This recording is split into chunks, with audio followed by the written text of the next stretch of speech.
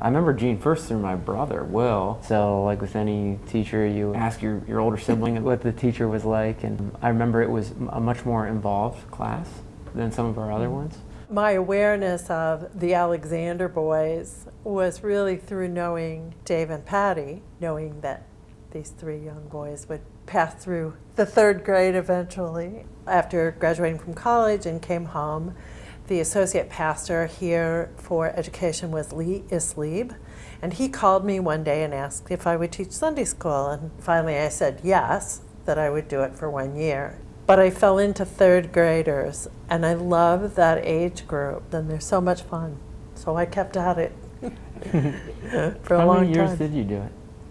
About 30. 30, wow. When the second generation started coming, the kids of the kids I had taught, and parents would bring the children into the classroom and say, Jean was my Sunday school teacher.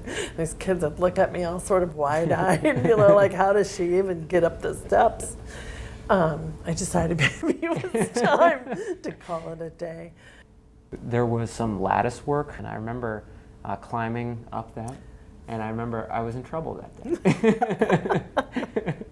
But I also remember just having conversations with my friends at that time, and for me it was some of the first times that I had sort of more serious, sort of religious and philosophical conversations with my peers, and I remember that being a really new and good experience. There were many adults, my parents' friends, who were significant influences in my life and helped me grow and understand the church.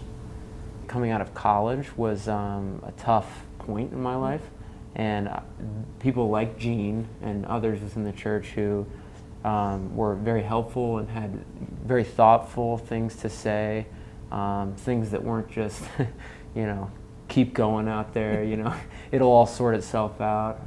Those things mean a lot. One of the joys, too, of teaching is watching young people grow up. You have to get involved in something in the church to really become acquainted with people.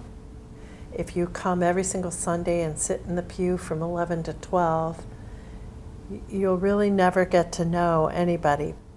I'm a 50-year member, and I can think of so many your parents, not for 50 years, but people I've known for 25, 30 years. These relationships become such a part of your life.